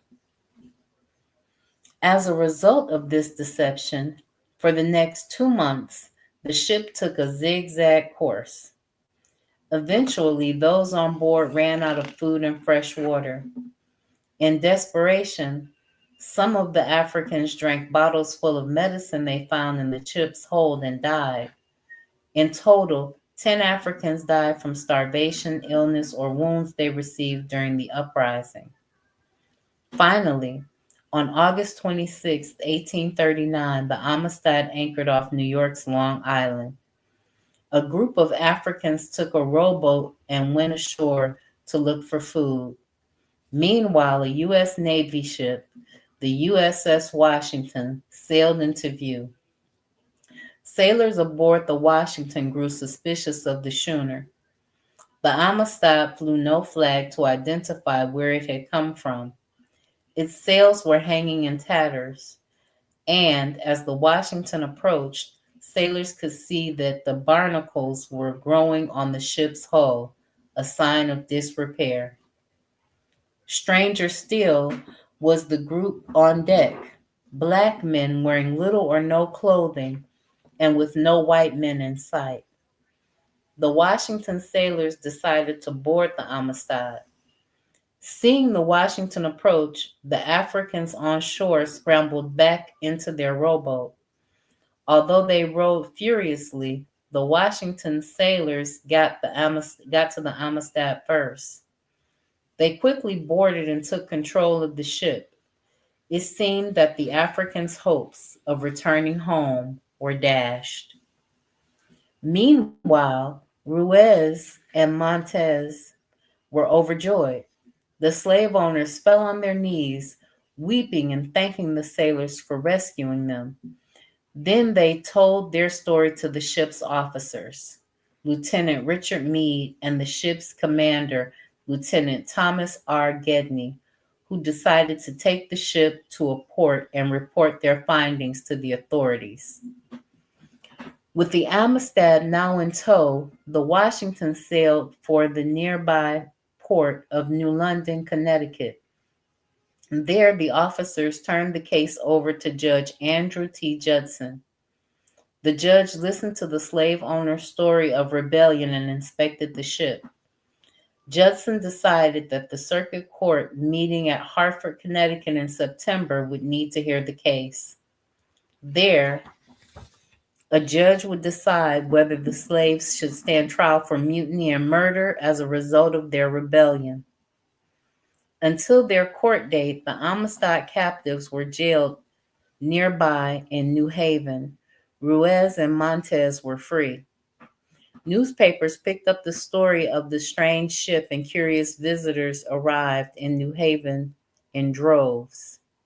Blacks had lived in the state for generations, but Africans were a novel sight for Connecticut residents. Moreover, almost all Connecticut blacks were free, the result of the state's 1784 Gradual Emancipation Act. By the time of the Amistad's rebels' first trial, some 4,000 people had visited the jail and paid 12.5 cents admission to see the prisoners. Among the visitors were students and professors from nearby Yale University. They visited daily and tried to communicate with the Africans and teach them English. Dr. Josiah Willard Gibbs, a linguistics professor, was a regular visitor, but by patiently holding up his fingers one by one and prompting the Africans to count, Gibbs learned the numbers 1 through 10 in the African language. Gibbs then traveled to New York and combed the city's docks, where many blacks worked. Gibbs counted to every black person, Ita, Fili, Kuaka, 1, 2, 3, in hopes of finding someone who would recognize their language. Finally, Gibbs met James Covey, a former slave who had been captured in Sierra Leone. Covey had spoken the Africans' language, which he said was called Mende, as a child. Through Covey, the Africans were finally able to tell their side of the rebellion story. With a translator at their side, the Africans would at least be able to argue in court for their freedom. Was more good news to come. In New York, a group had formed to aid the captives, headed by abolitionist Lewis Tappan. The group called itself the Commission for the Defense of Africans of the Amistad, or more simply, the Amistad Committee.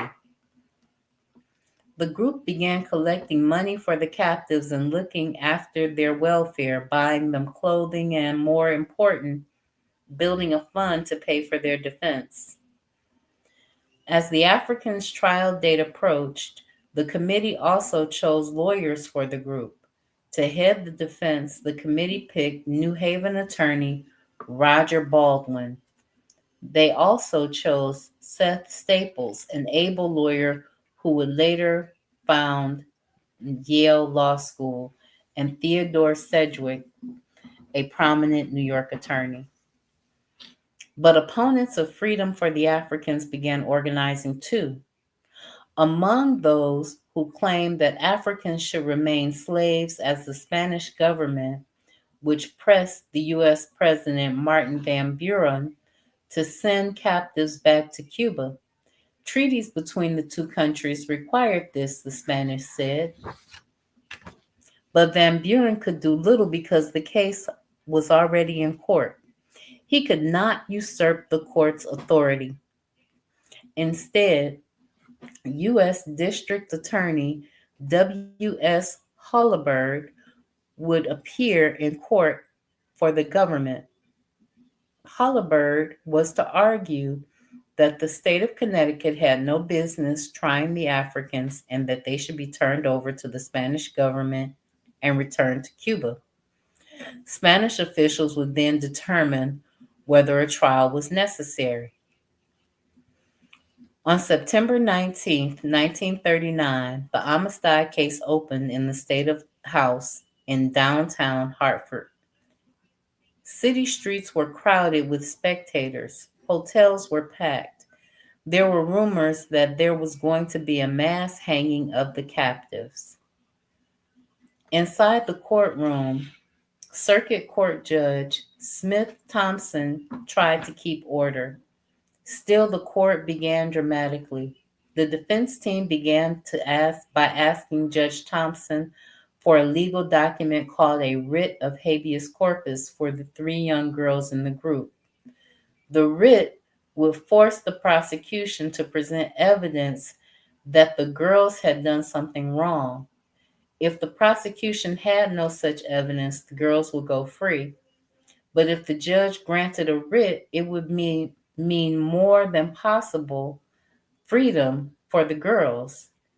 He would be admitting that the children and perhaps the entire group had the same rights that whites had in court, which was a definite no-no, right? District Attorney Holabird stood up in protest. A writ of habeas corpus could only be issued for people, he shot back. The slaves, he argued, were property. Defense Attorney Baldwin had clearly been expecting Holabird's challenge. He called for the marshal to bring the three girls into the courtroom. As the man led the children into the courtroom, they sobbed and clung to him.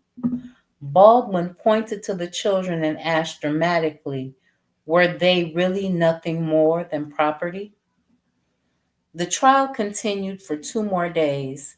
Then, on the third day, Holloman stunned the court by reversing his position. He said that no writ was necessary, that the prisoners were not slaves but free people, and that they should be returned to Africa.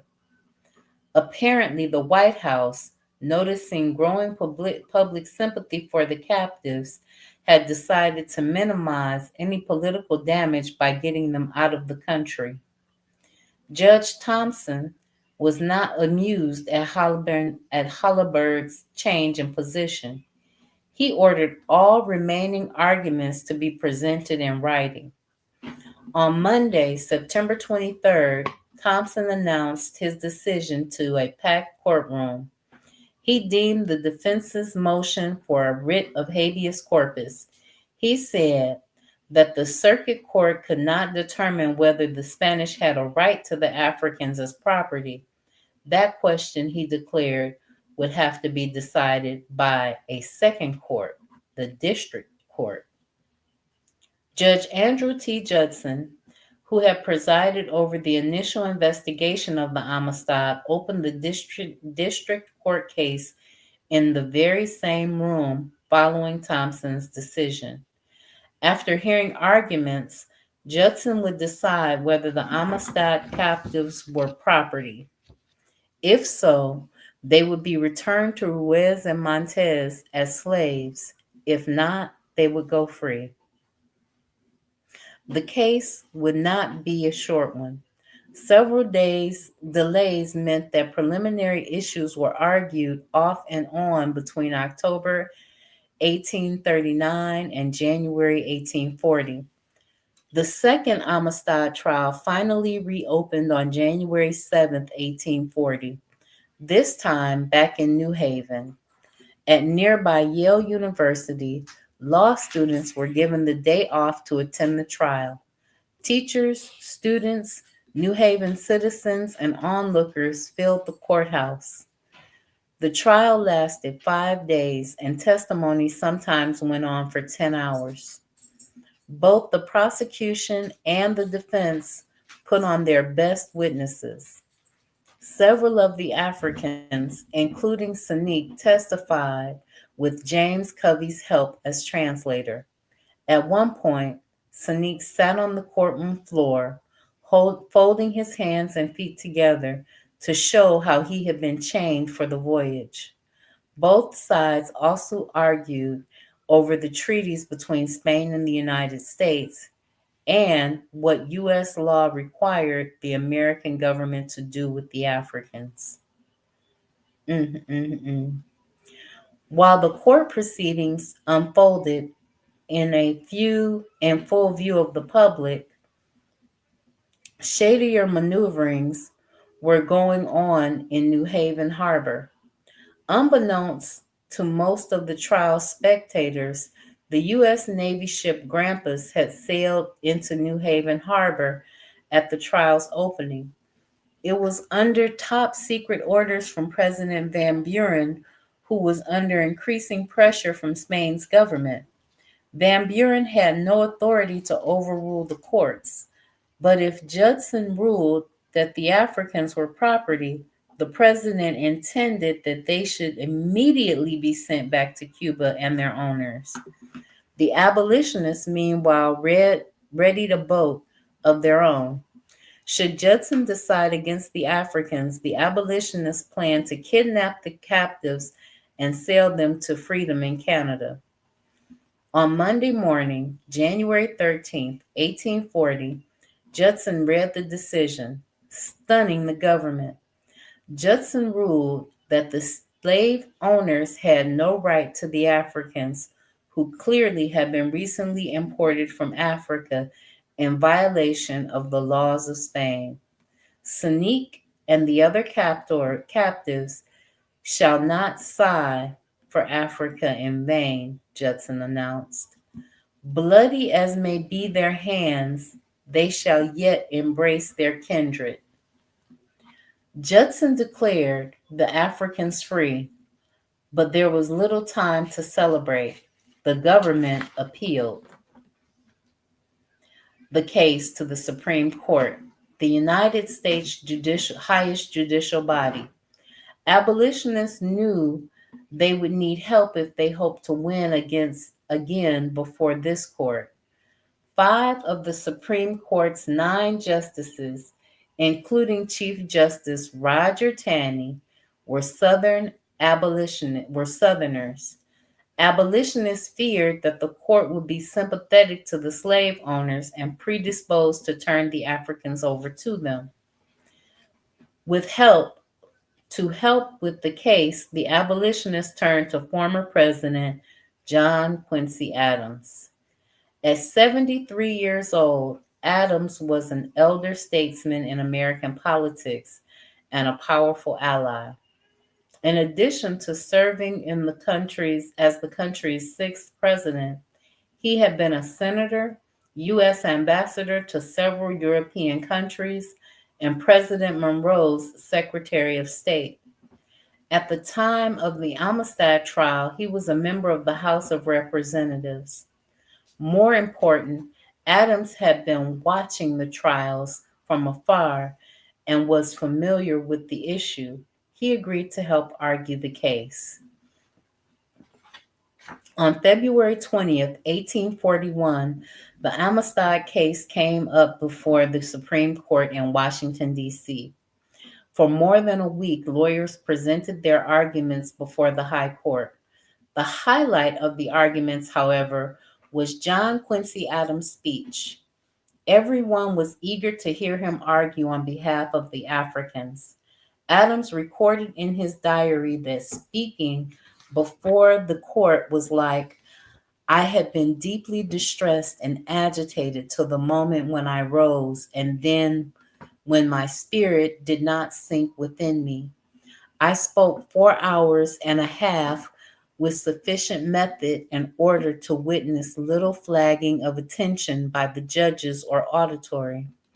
So he talked for a long time, and he was eloquent in his speech. Adams spoke for another 4 hours on the second day, going over the requirements of treaties and the actions of the government in the case. Adams' speech was convincing, but his presence was equally important. The distinguished and well-respected statesman was clearly on the African side. On March 9th, the justices announced that they were ready to rule on the case. Adams awaited nervously in the courtroom while Justice Joseph Story read the court's decision. The treaties that the two sides had argued did not apply, and the captives did not have to be returned to Cuba, Story said. Furthermore, he said, all human beings have a right to freedom, to fight for their freedom. The Amistad rebels were free. Rushing out of the courtroom, Adams dashed off letters to Lewis Tappan and Roger Baldwin, who could not be present. "Dear Sir," he wrote to Baldwin, "the decision of the Supreme Court in the case of the Amistad has at this moment been delivered by Judge Story. The captives are free. Yours in great haste, with greatest joy, John Quincy Adams." While Southerners, Spaniards, and members of Van Buren's administration considered this an unjust ruling, abolitionists, especially the Amistad Committee, celebrated. Roger Baldwin wrote back to Adams that the decision was glorious, not only as a triumph of humanity and justice, but as vindication of our national character from reproach and dishonor. A correspondent for the Colored American, at the time the only newspaper in the country run by blacks, wrote, "Justice is satisfied and the captives are free." One group was still unaware of the Supreme Court's decision, the Amistad captives themselves, who were staying in Connecticut. The Africans knew that the High Court would soon rule on their case, and for days before the verdict, they were anxious, asking if any news had been received. Then an official arrived carrying a copy of the newspaper, Cale. Cale, one of the African children who had by this time learned to speak and read English, read the newspaper aloud to the group. Some abolitionist friends arrived soon after and confirmed the report. Finally, the captives could celebrate. "Me glad, me thank American men, me glad," Sneak said. Though they were free, the Africans could not go home immediately. The Supreme Court had not ordered the president to send the men back to Africa, which meant that the former captives had to raise money for their passage. The Amistad Committee, which had helped them throughout their ordeal, asked for donations in newspaper advertisements, churches, aid societies, and ordinary citizens contributed. The Amistad Committee also arranged a speaking tour for the Africans. A small group of men visited churches in New York, Philadelphia, and Boston. At each stop, crowds paid to hear the men from the speak read from the Bible, spell English words, and sing songs in Mendean English. The committee hoped that the men would continue speaking and studying Christianity in the United States for several years. Then, when they returned to Africa, they could become missionaries, converting other Africans to Christianity. But the Africans themselves were restless. They wanted to go home. In August, 5 months after the Supreme Court pronounced them free, one of the Africans named Foon drowned in the canal near where the group was staying. Some people believe Foon had committed suicide, thinking he would never return home. It became clear to the abolitionists that the Africans should leave as soon as possible. On November 27, 1841, the Africans set sail for Africa from New York Harbor. They later sent a note back to some abolitionist friends saying they had arrived safely. They were never heard from again. So, as you can see, we have a long history of rebellion. Anthony McPhail says he recently just watched a good documentary about Joseph Sneak, aka Singbe Sikh. We have a long history of rebellion. We slaughtered our slave owners. We killed their men, women, and children because we wanted to be free, because slavery is an unjust system. Excuse me. We have done what we needed to do in the past in order to obtain and have our freedom, to have our humanity recognized. Slavery is a dehumanizing institution that takes away your personhood and your own personal autonomy. And they set it up that way. And even in reading these stories, it's almost like they don't understand or they don't want to acknowledge that there's a problem with a slave being a slave, because to them, it's just natural, right? It's just natural. Anthony McPhail, what's the name of that documentary? So I can look it up. I can check it out. One of the things that I found interesting about it is they were always so surprised, like in the case of Denmark Vesey. They said, you were a free man. You were a wealthy man. Why did you have anything to do? Why did you empathize with these people so much that you wanted to risk everything to gain nothing? That even if you won, you would gain nothing. And it's like he gains the personhood of a people because he understood how dehumanizing it was to have been a slave, because he knew what it was to be a slave. And it's not just about himself, it's about all his people. It's almost like they don't understand that.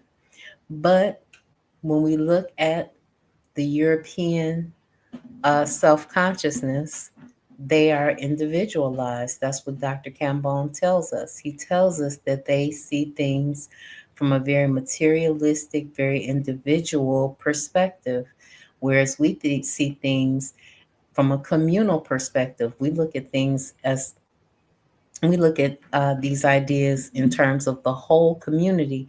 We want everybody to be free. It's not just about my freedom and I'm okay, but they have almost totally eroded our sense of togetherness. But when they commit great atrocities against us, they see how unified we are, you know? Well, guys, I have kept you here for a very long time. The Ghost of Amistad. Thank you, Anthony McPhail. I'm going to check it out. Give me a minute to write that down. The Ghost of Amistad. Okay. I have. Thank you so much, Sister Ra. I give you all great thanks as well. I won't be back until Monday when we'll be reading The African Personality in America. And next week, we're going to be reading Dr. Akbar's book, should be here, Chains and Images of Psychological Slavery. So we're done for this week. I will see you on Monday, March 17th, and we'll be reading The African Personality in America. We'll be reading Chapter 5, African Personality Development. And then after that, we're going to be reading The Psychological Chains of Slavery. The psychological, let me see what it's called. The Chains and Images of Psychological Slavery by Na'im Akbar. Hopefully you guys will enjoy that book. All right, I thank each and every one of you. I want to thank Anthony McPhail, the Forecast, Sister Ron, the elders that listen with her. I know that John Henry is listening. I know that Koku from the Bitter Medicine Podcast is listening. I know that Oni is listening. Owana Haguziki is listening. KW97 is listening. Justin Liebert is listening. And so many others. I appreciate each and every one of you and the time that you give me by coming to spend this time with me every day when we read our books. Because I think that when we open our minds, we gain a better understanding of where we are, and we'll have a better understanding of what steps we need to take. We need to understand that we have a long history of resistance. Slavery was not something that we just accepted, that they had to divorce us from Africa in order to make us turn our backs on who we really are. And they had to take us away from our mothers to get us to the point where we did not have access to our ancestral knowledge. So when you don't have access to your ancestral knowledge, you are taken out of, you don't have your history. And when you don't have your history, a person can make you anything they want, and that's what they did with us. And that's why it's so important to go on the journey of self-discovery. There are some things coming up in the future that I'll be sharing with you guys. Hopefully you'll enjoy it. All right. Thanks, guys. Thanks for tuning in. Peace.